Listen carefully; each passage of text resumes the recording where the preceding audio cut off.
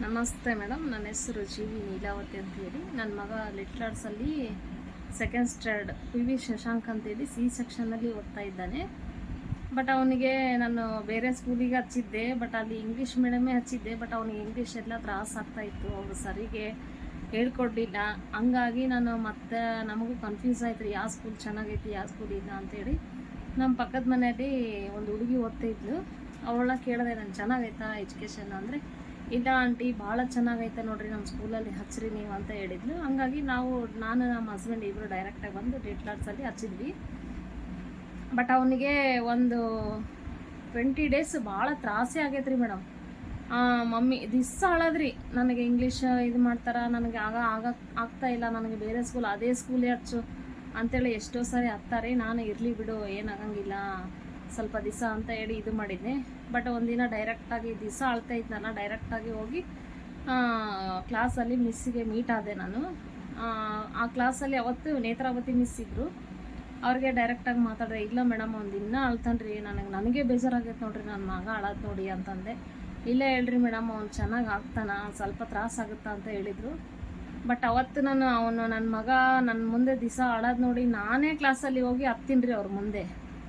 ಈ ಥರ ನನ್ನ ಮಗ ಫುಲ್ ಅಳ್ತದನ್ರಿ, ಸ್ಕೂಲ್ಗೆ ಒಲ್ಲೆ ಅನ್ನಕತ್ತಾನ ಅಂತಂದೆ. ಇಲ್ಲ ಹೇಳ್ರಿ, ಏನಾಗಂಗಿಲ್ಲ, ನಾವೆಲ್ಲ ಚೆನ್ನಾಗಿ ಇದು ಮಾಡ್ತೀವಿ ತಗೋರಿ ನಿಮ್ಮ ಮಗ ಪ್ರಿಪೇರ್ ಅಂತ ಹೇಳಿದ್ರು ಅವರು. ಬಟ್ ನಾನೇನೋ ಎಲ್ಲ ಮಿಸ್ ಈ ಥರನೇ ಹೇಳ್ತಾರಲ್ಲ, ಈ ಥರ ಹೇಳ್ತಾರೆ ಅಂತಂದು ನಾನು ಹಂಗೆ ಬಂದ್ಬಿಟ್ಟೆ. ಆಮೇಲೆ ಒಂದು 10 ಡೇಸ್ ಆದಮೇಲೆ ನಾನು ಕನ್ನಡ ಓದ್ಸೋಕೆ ಕೂತ್ಕೊಂಡೆ. ನನ್ನ ಮಗ ಏನೂ ಅಷ್ಟು ಚೆನ್ನಾಗಿ ಓದಲಿಲ್ಲ. ನನಗೆ ಅವತ್ತು ಫೋನ್ ಮಾಡಿ ಮತ್ತೆ ಏನು ರೀ ಮೇಡಮ್, ನನ್ನ ಮಗ ಏನು ಓದ್ತಾನೇ ಇಲ್ಲ ಅಂತ ಹೇಳಿದೆ. ಬಟ್ ಅವ್ರು ಏನು ಮಾಡಿದರು, ಕನ್ನಡ ಮಿಸ್ಸಿಗೆ ಹೇಳಾರ್ರಿ ಅವರು. ಇದು ಈರಮ್ಮ ಮಿಸ್ ಅಂತೇಳಿ ಅವರು ಡೈರೆಕ್ಟಾಗಿ ನನ್ನ ಮಗಂದು ವಿಡಿಯೋ ಮಾಡಿ ಹಾಕಿದರು. ಕನ್ನಡ ಬೋರ್ಡ್ ಮೇಲೆ ಬರೆದಿದ್ರಿ, ಅದೆಲ್ಲ ಬರೆದಿದ್ದು ಓದ್ಸ್ಯಾರ. ನನಗೆ ತುಂಬಾ ಖುಷಿ ಅನ್ನಿಸ್ತು ನೋಡ್ರಿ. ಈರಮ್ಮ ಮಿಸ್, ಥ್ಯಾಂಕ್ಸ್ ರೀ ಈರಮ್ಮ ಮಿಸ್ ಅವರೇ ನಿಮಗೆ. ಆಮೇಲೆ ನನ್ನ ಮಗ ಇಷ್ಟು ಚೆನ್ನಾಗಿ ಓದ್ತಾನಂತ ಗೊತ್ತಿದ್ದೆ ನನಗೆ ಅವತ್ತು. ಆಮೇಲೆ ಅವರು ವಿಡಿಯೋ ನೋಡಿ ನಾನೇ ಶಾಕ್ ಆದ್ನೇ ರೀ. ನಮ್ಮ ಹಸ್ಬೆಂಡ್ ಸಮೇತ ಭಾಳ ಖುಷಿನೇ ಪಟ್ಟರು. ಆಮೇಲೆ ನಾನು ಹೋಗ್ಲಿ ಬಿಡು ನೋಡೋಣ ಎಕ್ಸಾಮ್ ಯಾವ ಥರ ಮಾಡ್ತಾನ ಅಂತ ನೋಡಿದೆ. ಬಟ್ ಎಕ್ಸಾಮ್ ಕೂಡ ನಾವು ಅನ್ಕೊಂಡಿದ್ದಕ್ಕಿಂತ ಚೆನ್ನಾಗೇ ಮಾಡಾನ್ರಿ ನನ್ನ ಮಗ. ಕನ್ನಡ ಇದು ಕಂಪ್ಯೂಟರ್ ಬಂದು 14 ತೆಗೆದಾನ್ರಿ 25ಗೆ. ಆಮೇಲೆ GK ಬಂದು 25ಗೆ 20 ತೊಗೊಂಡಾನ್ರಿ. ಆಮೇಲೆ EVS 25ಗೆ 22 ತೊಗೊಂಡಾನ. ಮ್ಯಾಥ್ಸ್ ಬಂದು 24 ತೊಗೊಂಡಾನ್ರಿ. ಆಮೇಲೆ ಕನ್ನಡ 24 ತೊಗೊಂಡಾನ್ರಿ. ಇಂಗ್ಲೀಷು 25ಗೆ 22 ತೊಗೊಂಡಾನ್ರಿ.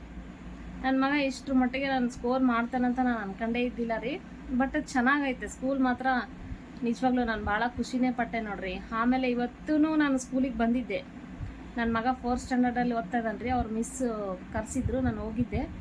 ಬಟ್ ಅಲ್ಲೆಲ್ಲ ವಾತಾವರಣ ಆಗಲಿ, ಆಮೇಲೆ ಆಯಮ್ಮೋರಾಗಲಿ, ಟೀಚರ್ಸ್ ಆಗಲಿ, ಪ್ರತಿಯೊಂದು ಟೀಚರ್ಸೂ ಕೇರ್ ಮಾಡ್ತಾರೆ. ನಾವು ಓದ ತಕ್ಷಣವೇ ಏನು ರೀ ಬರ್ರಿ, ಏನಾಗಬೇಕಾಗಿತ್ತು ಅಂತ ಎಲ್ಲ ಟೀಚರ್ಸೂ ಕೇಳ್ತಾರೆ.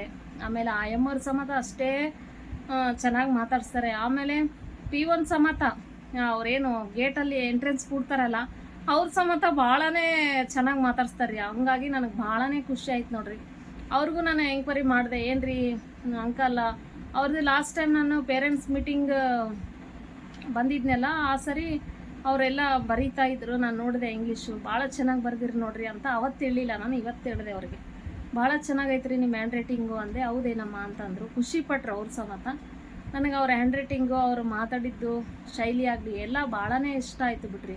ಬಟ್ ಯಾವ ಸ್ಕೂಲಲ್ಲೂ ಈ ಥರ ರೆಸ್ಪಾನ್ಸ್ ಯಾವ ಸ್ಕೂಲಲ್ಲೂ ಮಾಡೋಂಗಿಲ್ಲ ಅಂತ ಅನ್ಕೊಂತೀನಿ ನಾನು ಕೆಲವೊಂದು ಸ್ಕೂಲಲ್ಲಿ ನೋಡಿನಲ್ಲ, ಹಾಯಮ್ಮವ್ರ ಸಮೇತ ಸ್ಕೂಲ್ ಟೀಚರ್ಸು, ಆಮೇಲೆ P1 ಏನು ಅವರು ಸಮೇತ ಭಾಳನೇ ಇದು ಮಾಡಿದ್ರು. ನಮಗೆ ಭಾಳನೇ ಖುಷಿ ಆಯ್ತು.